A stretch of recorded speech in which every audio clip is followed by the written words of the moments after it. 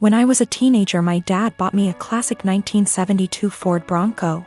It was my true passion, and I don't recall a memory from high school that somehow doesn't involve that truck. Plus, my dad and I would spend hours and hours working on it together, and we went through that especially father/son rough patch. When I was teenager, it was always that Bronco that brought us back together. I made a huge mistake and sold the truck when I turned 19, and my dad died of a heart attack 2 months later, so while not logical, I've always felt a karmic connection between the two events. We had a baby in early February. She is our first and the light of my life. My wife is doing well, but she's back at work and she's realized that she hates all the daycares we've tried and really wants to be a stay-at-home mom, and plus she's still very hormonal from delivery. Lack of sleep and breastfeeding, so she's having a rough time and is angry a lot. I guess I need to say this. 2 weeks ago I was driving through our town's warehouse district and saw a Bronco that was pretty beat up but resembled mine. I stopped just for nostalgia's sake, and the owner came out and let me take a look inside. My dad and I had glued a wheat penny under the dash as sort of security measure, so I just sort of checked, and goddamned if it wasn't my Bronco. I asked him if he'd ever consider selling it. He said actually someone was on I-25 as we spoke from Colorado to buy it for $21,000. I freaked out and asked him if I could buy it right then and there for $23,000. He said if I could come up with the cash, yes. I had been procrastinating setting up a 529, so I had $12,000 in savings that my wife's parents had given us. I maxed out my credit card to Venmo, and my mom bought down a check for $4,000, and I drove away in my old car. It was like a dream come true. Like a literal dream come true. It needs a lot of work I can't afford right now, but it's mine. Like in my driveway, mine. Again. I can't even describe what a joy this is. My wife and her parents are furious with me. They feel I was deceptive, that a real man would have sacrificed anything and everything so my wife could go stay at home with his kids, and that's setting aside that they gave us the money for a college fund. My point is, my daughter is only 6 months old. We have 18 years to set up a college fund of her. But this Bronco means everything to me, and if I wouldn't have acted, it would have been gone forever. Now it can be that same connection between me and my kids. To me, it's the literal meaning of happiness.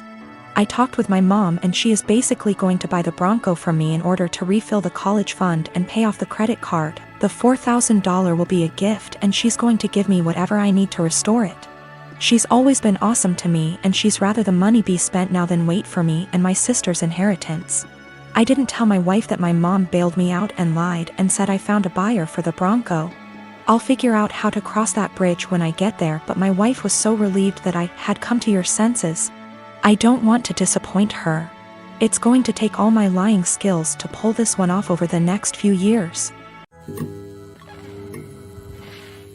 I'm the dad of a 25-year-old young girl who I love very much. I've been able to have a good relationship with my daughter, and I enjoy my time with her. But there's one thing about her that would give many people pause. She is a diagnosed sociopath. She exhibited odd, disturbing behavior at a young age, and after a serious incident of abuse towards her younger sister, I realized she needed professional help. Throughout her elementary years, she struggled heavily, getting in lots of trouble in school for lying, cruelty, and all other types of misbehaviors. With an enormous amount of therapy and support, her bad behavior was minimized as she grew older. She received an ASPD diagnosis at 18, and I had suspected it for long prior. After her aggressive behavior was tamed, her following years were much more fruitful. She's law-abiding, has a decent job and a good education, and has many good friendships and admirers. Especially male admirers. She is very, very charming and adept at attracting guys and maintaining their interest. She uses that old dating guide, The Rules, like a Bible. She currently has a boyfriend of about 1.5 years who's crazy about her, and who I have a very strong relationship with. We live in the same area and spend time together regularly. He is a great guy, very kind, funny and intelligent. But I doubt she loves him. We've had some very honest, in-depth discussions about her mental health since her diagnosis. And she's been open with me that she doesn't feel love or empathy towards anyone, even family. When she acted very sad and broken up over the death of one of her closest friends at the funeral, She confessed to me privately that it was all a put-on, and that she felt pretty neutral about the whole thing. She has also stated she has never once felt guilty about anything she's ever done, and doesn't know what guilt feels like. While she enjoys being around her boyfriend and is sexually attracted to him, I highly doubt she feels much of anything towards him love-wise. Her boyfriend, who might propose soon, has no idea about her diagnosis. And she's been very upfront with me that she has no plans to ever tell him, thinking it'll scare him away. I've made it clear to her that she needs to tell him the truth before they marry. That he has the right to know and consider it, or I will, to which she always responds, "I know you wouldn't dare." I really like and respect this young man, and would feel awful keeping this secret from him. And letting him walk into a marriage without this piece of knowledge. I'm not trying to sabotage my daughter's future. Maybe her boyfriend's love of her personality and other aspects is enough that it won't end the relationship. It's his decision to make, but he deserves all the facts. Someday he's bound to find out she's a bit off. It can't be kept a secret forever. I am a 25-year-old male on a lakeside property that was legally and officially given to me by my parents. I have been living here for 6 years and have some great neighbors along with some not so great ones. Of all my neighbors, I have only ever had problems with one who lives right next door, named Mariette. She first moved in early this summer as she had the former house on her property demolished and rebuilt. My problems started with her over the use of my wood stove and fireplaces. With the temperatures getting colder, I have started to use them daily. My house is not equipped with any form of heating outside of the wood stove and a fireplace. This means that from fall until spring I will constantly have them going to keep my place warm. My family never outfitted the home with anything better because it was for weekend trips, and we would winterize and leave it when things got cold. My parents thought of adding oil heating when I moved in, however I opposed it because it was a waste of money and didn't mind splitting logs. 5 days ago, after having received my shipment of logs for the fall, I was approached by my neighbor Mariette. She came around asking for my parents, to which I said that they don't live here and that I am the homeowner. She didn't believe me and said that I was too young to be a homeowner before leaving. Later that day I heard a knock at my door and thought it was my girlfriend, so I gave my usual greeting of, "Hey, sweet cheeks," while opening the door. Unfortunately, it was not her and was Mariette again, so I apologized quickly and asked what she wanted. Once again she wanted to speak with my parents, to which in a more stern tone said that I was the homeowner. This time she finally got it and said that I am violating HOA policy by using wood-burning fireplaces indoors and outdoors. In response, I said that as new as the house looks I am not a member of the group, and that the town permits fireplaces and burning yard waste.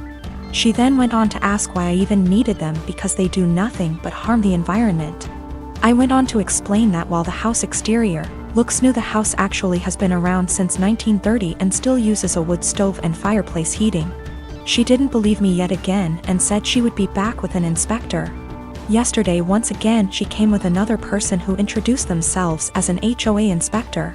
They tried to talk about my fireplaces, but I shut them down immediately and said that I am not a member of their group. The guy then tried to lie by saying that the HOA is in control of all the properties in the area.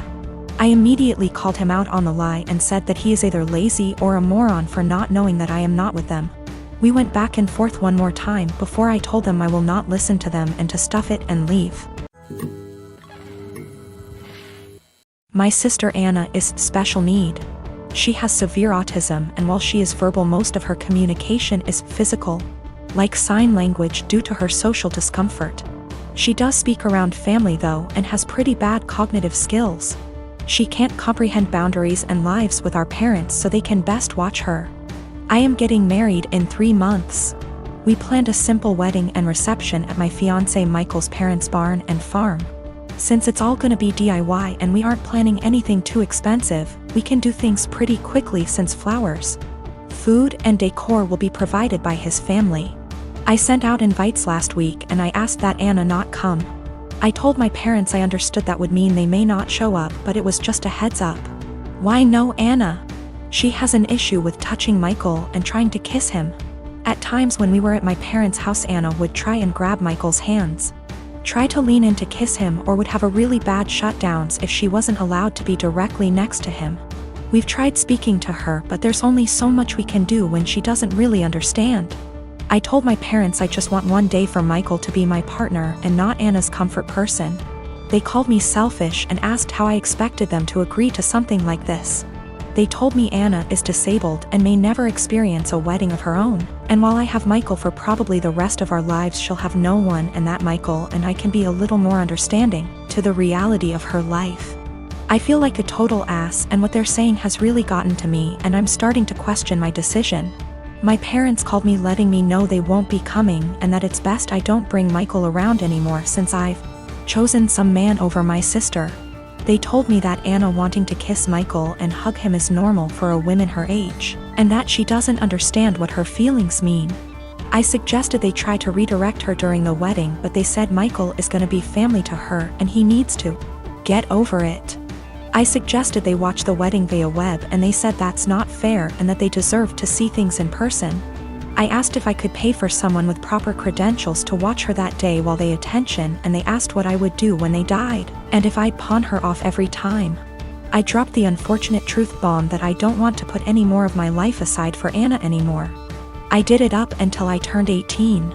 And that Anna is not my life's responsibility and I won't be her keeper. I assured them I'd pay for her care, but if she's okay doing this to Michael, then I worry for if I ever do choose to have children and what she'd do to them. They said I was sick for suggesting she'd do anything to my future children and hung up on me. They sent a lengthy text telling me not to contact them until I could do the right thing.